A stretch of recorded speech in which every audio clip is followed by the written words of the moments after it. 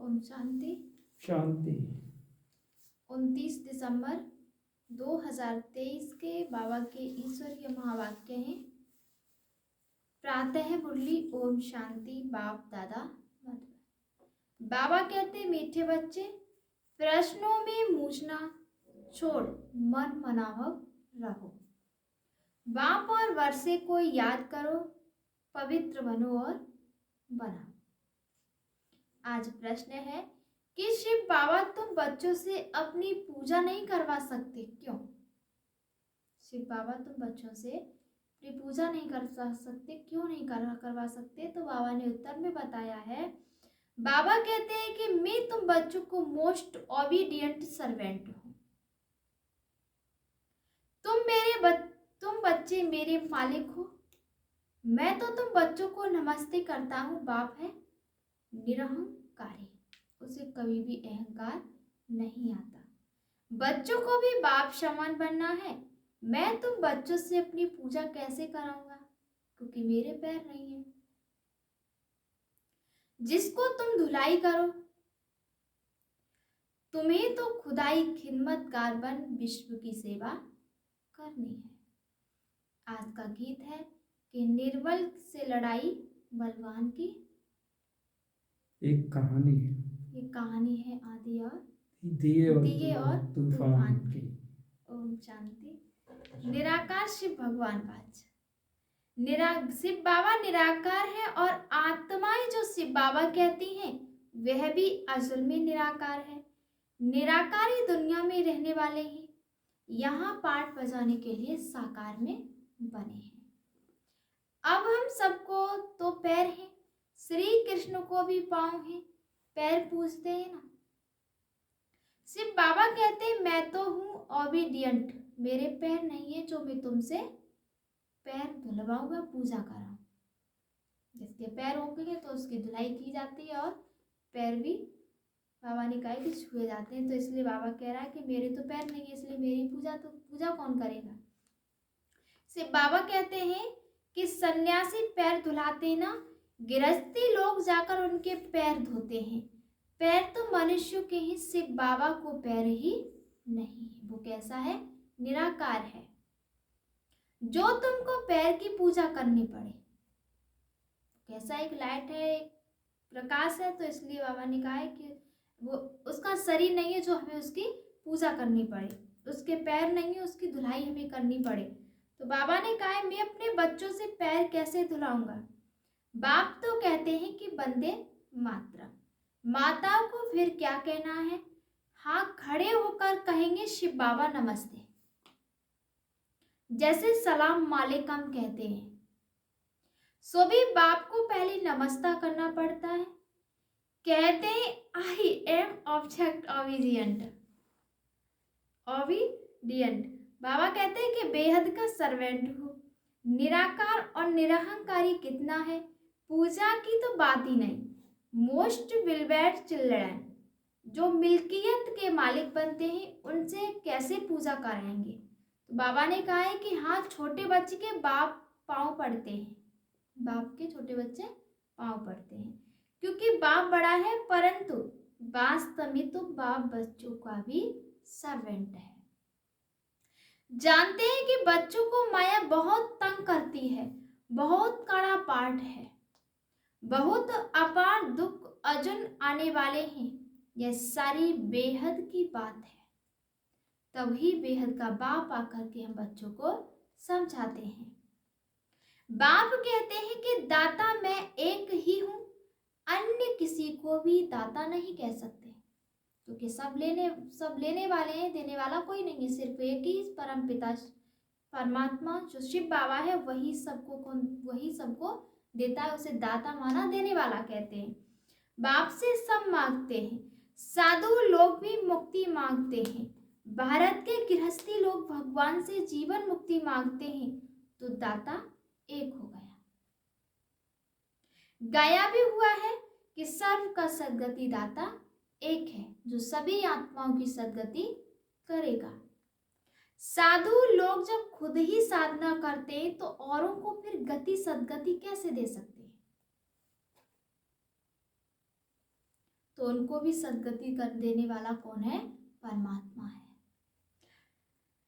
मुक्ति धाम और जीवन मुक्ति दोनों का प्रोपाइटर एक ही बाप है। वह अपने समय पर आते हैं और एक ही बार कब आते हैं? संगम युग पर। और सभी जन्म मरण में आते हैं और परमात्मा कभी जन्म मरण में नहीं आता। उसके माँ बाप ही नहीं होते, वो इसलिए किसी माँ की कोख से जन्म नहीं लेता। और हम आत्माएं जन्म मरण में आती हैं और एक माँ की कोख से जन्म भी लेती हैं। तो बाबा ने कहा है कि एक ही बार आते हैं जबकि रावण राज्य खत्म होना होता है, उसके पहले आ नहीं सकते क्योंकि ड्रामा में पार्ट ही नहीं है। तो बाप कहते हैं तुमने मेरे द्वारा मुझे अब पहचाना है। मनुष्य नहीं जानते तो सर्वव्यापी कह दिया हमने। कण कण में हर मनुष्य के अंदर हमने भगवान को बता दिया।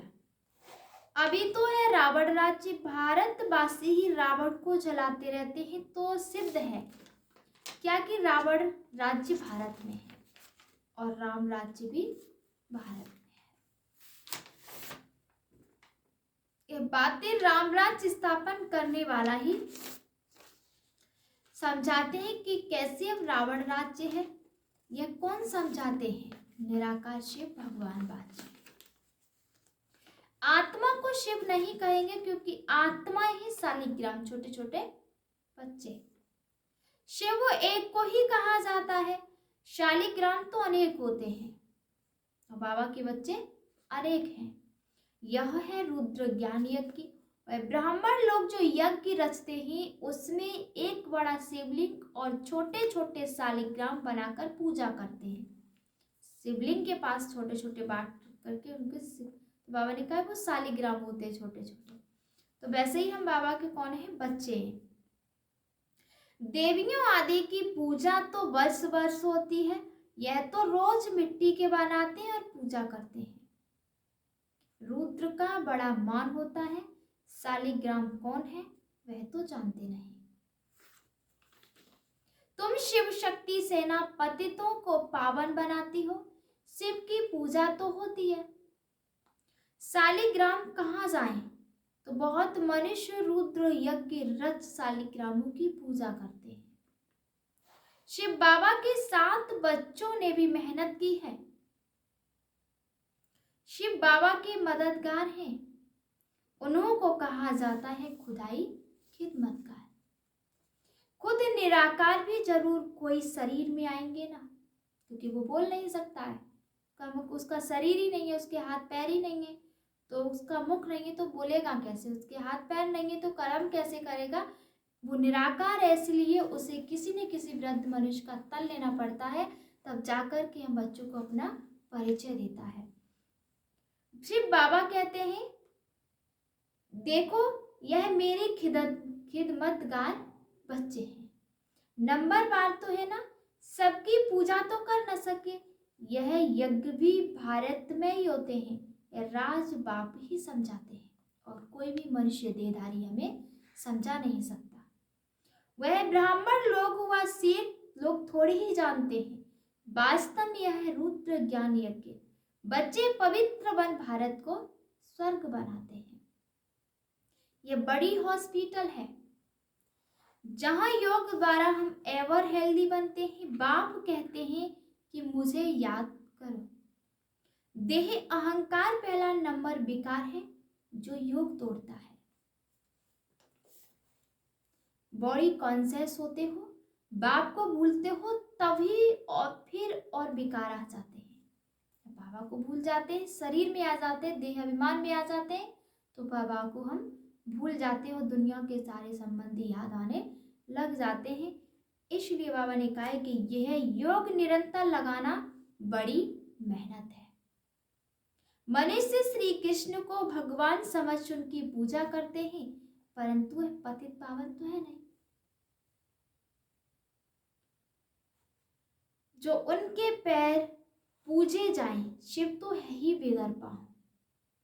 वे तो आकर माताओं को सर्वेंट बनते हैं और कहते हैं कि बाप और स्वर्ग को याद करो, तो फिर तुम 21 जन्म राज्य करेंगे। 21 पीढ़ी गाई हुई है और धर्मों में नहीं गाई जाती। बाबा कहते हैं कि किसी भी धर्म वाले को 21 जन्म स्वर्ग की बादशाही नहीं मिलती, क्योंकि यह ड्रामा बना हुआ है। देवता धर्म वाले जो और धर्मों में मिक्स हो गए हैं वह फिर निकल आएंगे। स्वर्ग के सुख तो अपरंपार है। नई दुनिया नई मकान में अच्छा सुख होता है। थोड़ा पुराना होने में कुछ न कुछ दाग हो जाते हैं, फिर रिपेयरिंग किया जाता है। तो जैसे बाप की महिमा अपरंपार है, वैसे स्वर्ग की महिमा भी अपरंपार है। जिसका मालिक बनने का तुम पुरुषार्थ कर रहे हो और कोई स्वर्ग का मालिक बना न सके। तुम बच्चे जानते हो कि विनाश की शीन बड़ी दर्दनाक है।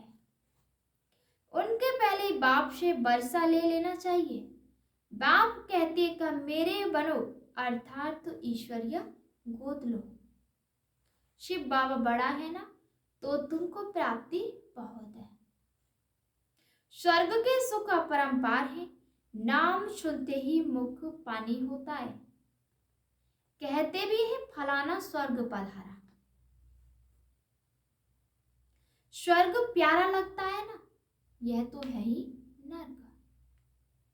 जब तक सत्युग न हो तब तक स्वर्ग में कोई जा न सके। बाप समझाते हैं कि जगदम्बा जाकर फिर स्वर्ग की महारानी लक्ष्मी बनती है, फिर बच्चे नंबरवार बनते हैं। मम्मा बाबा जास्ती पुरुषार्थ करते हैं। राज्य तो वहां बच्चे भी करेंगे ना, तो बच्चे भी करेंगे, सिर्फ लक्ष्मी नारायण तो नहीं करेंगे। तो बाप आकर मनुष्य से देवता बनाते हैं, पढ़ाते हैं। अगर कहते श्री कृष्ण बनाते हैं तो फिर श्री कृष्ण को तो ले गए द्वापर में। द्वापर में तो देवताएं होते हैं। बाबा ने कहा कि द्वापर में तो देवता होते नहीं, देवता कहाँ होते हैं? सत्युग की दुनिया में। तो बाबा ने कहा है कि द्वापर में तो देवता होते नहीं। सन्यासी कह न सके कि हम स्वर्ग जाने के लिए रास्ता बताते हैं, उसके लिए तो भगवान चाहिए। कहते हैं कि मुक्ति जीवन मुक्ति के द्वार कलयुग के अंत में खुलेंगे, जब भगवान धरती पर आएंगे। तो बाबा ने कहा यह रुद्र ज्ञान यज्ञ है, मैं हूं शिव। रुद्र और यह है शालिग्राम, छोटे छोटे बाण। यह सब शरीरधारी हैं। मैंने शरीर का लोन लिया है। यह सब ब्राह्मण है। ब्राह्मण बिगर यह ज्ञान कोई भी होता नहीं, शूद्रों में भी नहीं है। सत्युग में देवी देवताएं तो पारस बुद्धि थे, जो बाप ही अब बनाते हैं। सन्यासी किसी को पारस बुद्धि बना न सके।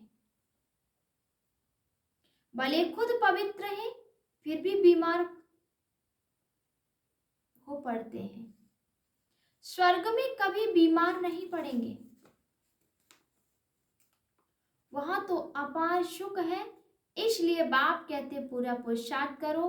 रेस होती है ना, यह है रुद्र माला में पिरोने की रेस। अहम आत्मा को दौड़ी लगानी है योग की। मुझ आत्मा को किसकी दौड़ी लगानी है? योग की दौड़ी लगानी है। तो बाबा ने कहा है जितना योग लगाएंगे तो समझेंगे ये तीखा दौड़ रहा है, उनके विकर्म विनाश होते जाएंगे। तुम उठते बैठते चलते फिरते यात्रा पर हो। उठते बैठते चलते फिरते खाते पीते हम बाबा की याद में हैं। बुद्धियों की यह बहुत अच्छी यात्रा है। तुम कहते हो कि ऐसे स्वर्ग की अपरंपार सुख पाने के लिए पवित्र क्यों नहीं रहेंगे? सिर्फ एक ही जन्म की बात है। तो बाबा ने कहा है कि हमको माया हिला नहीं सकती, प्रतिज्ञा करनी होती है। अंतिम जन्म है, मरना तो ही है, तो क्यों नहीं बाप से वर्षा ले ले में। कितने बाबा के बच्चे हैं प्रजापिता हैं तो जरूर नई रचना रचते हैं। नई रचना होती है ब्राह्मणों की। ब्राह्मण ही रूहानी सोशल वर्कर। देवता तो प्रारब्ध भोगते हैं। तुम भारत की सर्विस करते हो, इसलिए ही तुम स्वर्ग के मालिक बनते हो। बाबा कहते हैं कि भारत की सर्विस करने में सबकी सर्विस हो जाती है। यह तो है रुद्र ज्ञान यज्ञ। रुद्र किसको कहा जाता है? शिव को कहा जाता है, न कि श्री कृष्ण को। श्री कृष्ण तो सत्यु का अंश था। वहां यह यज्ञ आदि होंगे नहीं। अभी है रावण राज्य, खल्लास होना है, फिर कभी रावण बनाएंगे ही नहीं। बाप ही आकर इन जंजीरों से छुड़ाते हैं। इस ब्रह्मा को भी जंजीरों से छुड़ाया ना। शास्त्र पढ़ते पढ़ते क्या हालत हुई। तो बाप कहते हैं मुझे याद करो। बाप को याद करने की हिम्मत नहीं है। पवित्र रहते नहीं, फालतू प्रश्न पूछते रहते हैं। तो बाप कहते हैं कि मन माना भाव। अगर किसी बात में मूझते हो तो उसको छोड़ दो। मन माना भाव एक मुझे ही याद करो। ऐसे नहीं कि प्रश्न का रेस्पॉन्स नहीं मिला तो पढ़ना ही छोड़ दो। अगर हमें जवाब नहीं मिला तो उसको पढ़ना छोड़ दे। लेकिन बाबा कह रहे हैं कि नहीं, मुझे याद करो। कहते हैं कि भगवान है तो रेस्पॉन्स क्यों नहीं देते। बाप कहते तुम्हारा काम है बाप और बच्चे को याद करना। चक्र को भी याद करना पड़े। वह भी त्रिमूर्ति और चक्र दिखाते हैं, लिखते हैं सत्यमेव जयते, परंतु अर्थ नहीं समझते। तुम समझा सकते हो कि शिव बाबा को याद किया तो सूक्ष्म बतनवासी ब्रह्मा विष्णु शंकर भी याद आएंगे और स्वदर्शन चक्र को याद करने से विजयंती हो जाएगी। जयते माना माया पर जीत पहनेंगे। जयते माना माया पर जीत पहनेंगे। कितनी समझ की बात है। यहाँ कायदे हैं, हंसों की सभा में बगुले बैठ न सके। बीके जो स्वर्ग की परी बनाती हैं, उन पर बड़ी रेस्पॉन्सिबिलिटी है, माना बहुत बड़ी जिम्मेदारी है। पहले जब कोई आते हैं तो हमसे हमेशा यह पूछो कि आत्मा के बाप को जानते हो। प्रश्न जो पूछते हुए हैं तो जरूर जानते होगे। सन्यासी आदि ऐसे कभी नहीं पूछेंगे, वह तो जानते ही नहीं। तुम तो प्रश्न पूछेंगे कि बेहद के बाप को जानते हो, पहले तो सगाई करो। ब्राह्मणों का धंधा ही है यह। बाप कहते हैं आत्माएं मेरे साथ योग लगाओ, क्योंकि मेरे पास आना है। सत्युगी देवी देवताएं बहुत काल से अलग रहे हैं, तो पहले पहले ज्ञान भी उनको ही मिलेगा। 5000 वर्ष से बाबा से बिछड़े हुए जो बच्चे हैं उनको ही ज्ञान मिलेगा। लक्ष्मी नारायण ने 84 जन्म पूरे किए हैं, तो उनको ही पहले ज्ञान मिलना चाहिए। मनुष्य सृष्टि का जो झाड़ है उसका पिता है ब्रह्मा और आत्मा का पिता है शिव। तो बाप और दादा है ना, तुम हो उनके पुत्र। उनसे तुमको ज्ञान मिलता है। बाप कहते हैं कि मैं जब नरक में आऊं तब तो स्वर्ग रचूं। शिव भगवान भाष्य। लक्ष्मी नारायण त्रिकालदर्शी नहीं है, उनको यह रचना का ज्ञान है नहीं, तो परंपरा कैसे चले। कई समझते हैं कि यह तो सिर्फ कहते रहते हैं मौत आया कि आया, होता कुछ नहीं है। लेकिन बाबा ने कहा कि इस पर एक मिसाल भी है ना। उसने कहा शेर आया परंतु शेर आया नहीं। आखिर एक दिन शेर आ गया, बकरियां सब खा गया। ये बातें सब कहाँ यहाँ की हैं। एक दिन काल खा जाएगा, फिर क्या करेंगे। भगवान का कितना भारी यज्ञ है। परमात्मा के सिवाय तो इतना बड़ा यज्ञ कोई रच न सके। अगर यही कहते रहे कि ब्रह्मक वाणी हो तो ये कहती है कि विनाश आया विनाश आया, अगर इसी में चलेगा एक दिन विनाश आ गया तो हम सिर्फ पछताते रह जाएंगे। तो इसलिए बाबा ने कहा है कि परमात्मा के सिवाय तो इतना बड़ा यज्ञ कोई रच न सके। ब्रह्मावंशी ब्राह्मण कहलाकर पवित्र न बना तो यह हमारा शिव बाबा से प्रतिज्ञा करनी होती है, मीठा बाबा, स्वर्ग का मालिक बनाने वाला बाबा, मैं तो आपका हूं, अंत तक आपका होकर रहूंगा। ऐसे बाप को अथवा सजन को फारकती दी तो महाराजा महारानी बन नहीं सकेंगे। अच्छा, मीठे मीठे शिकील बच्चों प्रति माता पिता बाप दादा का याद प्यार और गुड मॉर्निंग। रूहानी बाप की रूहानी बच्चों को नमस्ते। हम सभी रूहानी बच्चों की रूहानी माता पिता बाप दादा को याद प्यार और गुड मॉर्निंग, नमस्ते नमस्ते नमस्ते। शुक्रिया बाबा, शुक्रिया। धारणा के लिए मुख्य सार है, पहली पॉइंट है कि सच्चा खुदाई खिदमतगार बन, भारत को स्वर्ग बनाने में बाप को पवित्रता की मदद करनी है, रूहानी सोशल वर्कर बनना है, सामाजिक सेवा करनी है, रूहानी सेवा करनी है। तो बाबा ने कहा एक दूसरा है किसी भी प्रकार के प्रश्नों में बूझकर पढ़ाई नहीं छोड़नी, हमें रूहानी सेवा करनी है और पवित्रता की मदद करनी है। दूसरे में बाबा ने कहा है किसी भी प्रकार के प्रश्नों में बूझकर पढ़ाई नहीं छोड़नी।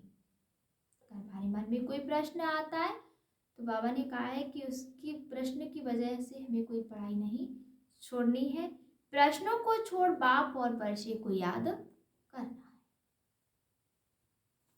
वरदान है आज का, हदों से पार रहे, सबको अपनेपन की महसूसता कराने वाले अनुभवी मूर्त भव। हदों से पार रहे, सबको अपनेपन की महसूसता कराने वाले अनुभवी मूर्त भव। जैसे हर एक के मन से निकलता है मेरा बाबा, ऐसे सभी के मन से निकले कि यह मेरा बाबा है, बेहद का भाई है या बहन है, दीदी है या दादी है, कहाँ भी रहते हो लेकिन बेहद सेवा के निमित्त हो। हदों से पार रहकर बेहद की भावना, बेहद की श्रेष्ठ कामना रखना, यही है फॉलो फादर करना। अभी इसका प्रैक्टिकल अनुभव करो और कराओ। वैसे भी अनुभवी बुजुर्गों को पिता जी काका जी कहते हैं, ऐसे बेहद के अनुभवी सब अर्थात सबको अपनापन महसूस करो कि सभी बेहद के बच्चे हैं। आज का स्लोगन है कि उपराम स्थिति द्वारा उड़ती कला में उड़ते रहो तो कर्म रूपी डाली के बंधन में फंसेंगे नहीं। उपराम स्थिति द्वारा उड़ती कला में उड़ते रहो तो कर्म रूपी डाली के बंधन में फंसेंगे नहीं। अच्छा, ओम शांति।